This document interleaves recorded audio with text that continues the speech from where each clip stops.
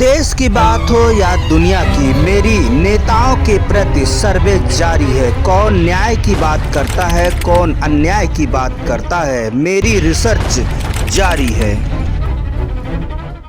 नमस्कार, मैं हितलाल राष्ट्रीय राजधानी क्षेत्र दिल्ली से बोल रहा हूँ। और आज का जो प्रसंग है वो प्रसंग है हमारी नारी शक्ति। नारी शक्ति एक ऐसी विवेचना है, ऐसी पावर है जो हमेशा समाज को, राज्य को, देश को, गांव को, परिवार को, सबको अपने शक्ति से आगे बढ़ाई है। और जिसमें नारी शक्ति जुड़ गई तो समझिए वो अजय हो जाता है, वो अजय ही होता है। और यह सिर्फ अपने मन से नहीं बल्कि आप इतिहास में उल्टा के देखिए या आप ग्रंथों में देखिए तो नारी शक्ति की जो वर्णन है वो बहुत ही सर्वोपरि है। इसीलिए नारी को हमेशा हमारे देश में सम्मान दिया गया है, क्योंकि नारी न हो तो नारी के बिना ये सृष्टि ही गलत हो जाएगी। तो ऐसी शक्ति के ऊपर कुछ हम प्रकाश डाल रहे हैं, तो ये मेरा सौभाग्य है कि हम ऐसी शक्ति पे प्रकाश डाल रहे हैं। सबसे पहली बात यह है कि आज हमारे देश में जो नारियां हैं, मतलब महिलाएं हैं, वो हर एक क्षेत्र में अक्षर है। घरेलू कार्य से लेकर के जिस क्षेत्र में आप देखिए, हवाई क्षेत्र में देखिए, क्या सरकार के सलाहकार के क्षेत्र में देखिए, किसी डीएम के क्षेत्र में देखिए, पीएम के क्षेत्र में देखिए, मतलब हर एक क्षेत्र में। मैं वर्णन उतना नहीं करूंगा कि नारी कहाँ कहाँ अक्सर है।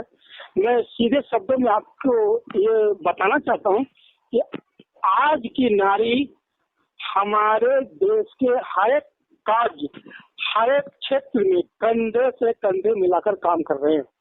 इसीलिए हमारे देश के नारी प्रशंसनीय है और मैं उन्हें सलाम करता हूँ, नमस्कार करता हूँ कि हमारे देश की नारी महिला ऐसी है।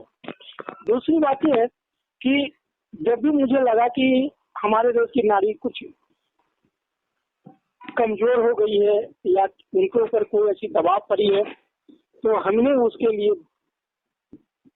जितनी जल्दी हो सके उनको लिए हमारे सरकार ने कानून बनाया, जैसे महिला आयोग कानून बनाया, ताकि कोई भी नारी को अगर कोई व्यथित करता है, उनको तकलीफ देता है, तो महिलाएं जो है महिला आयोग में जाकर शिकायत करें, और जब शिकायत करते हैं तो उन पर तत्पर कार्रवाई होती है। तो हमारे जो देश की सरकार भी पूरी महिलाओं पे खास ध्यान दे रहे हैं। तो बड़ी खुशी की बात है, क्योंकि अगर नारी न हो तो इस सृष्टि, मैं बता दिया हूँ कि नारी न हो तो सृष्टि का निर्माण व्यक्त है। तो मालिक ने जो भी किया अच्छा किया है। अब रही नारी, अब पहले की नारियां दबी होती थी क्योंकि वो परिवार का ख्याल रखते थे, पुरुष प्रधान ज्यादा था, लोग अपने बेटियों को पढ़ाते नहीं थे, चूल्हे चौके तक ही सीमित रखते थे। तो उस समय की नारी की व्यथा कुछ और। लेकिन अब जो नारी हर एक क्षेत्र में आगे है, हर एक चीज में आगे है, ये तो अच्छी बात है।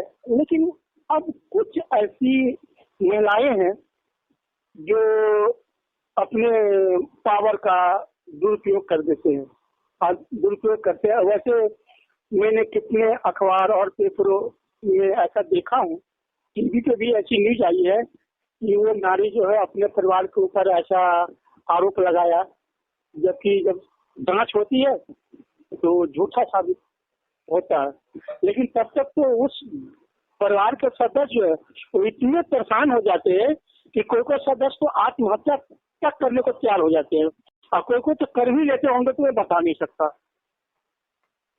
तो मैं उन नारियों से निवेदन करता हूँ, प्रार्थना करता हूँ कि कृपया आप अपनी शक्ति का दुरुपयोग न करें। अगर आप अपनी शक्ति को दुरुपयोग करेंगे तो आपके लिए महिला आयोग क्यों बना हुआ है?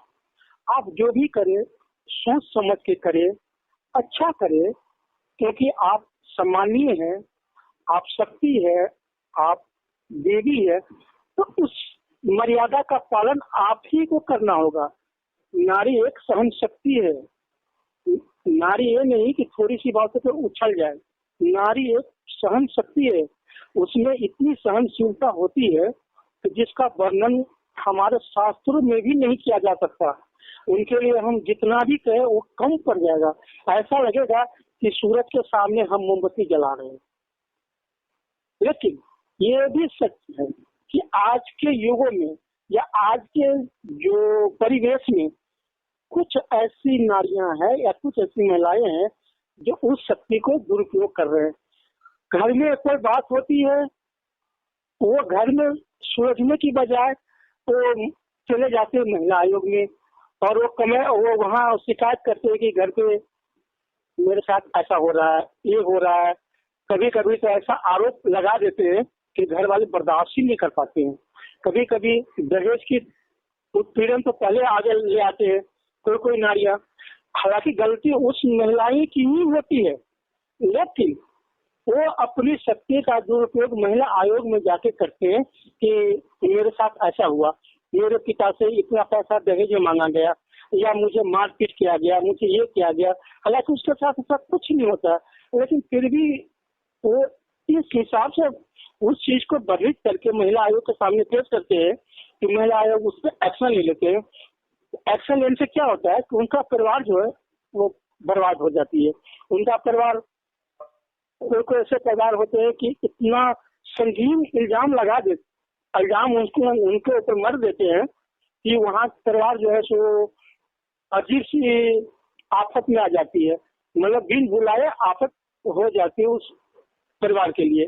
तो मैं उन महिलाओं से, उन नारियों से हाथ जोड़कर अपील करता हूँ, कृपया आप अपनी शक्ति का दुरुपयोग न करें। आप हमारे देश के देवी है, सम्माननीय है, पूजनीय है, तो आप पूजनीय बन के रहे, न कि आप अपनी शक्ति का दुरुपयोग करके आप समाज में, देश में, राज्य में, गांव में, मोहल्ले में अपने आप को बदनाम न करें, या कोई ये न कहे कि देखो ये महिलाएं जो है सो अपने परिवार के साथ ऐसा कर दिया। अरे महिला तो सहन शक्ति है। कुछ महिलाएं को तो मैंने इतनी सहनशील देखा हूँ जिसका मैं वर्णन नहीं कर सकता हूँ, क्योंकि मैं देखा हूँ कि उनके ससुराल वाले उनको बहुत तकलीफ देते हैं। खास करके आजकल तो जानते हैं कि महिला ही महिला के दुश्मन है।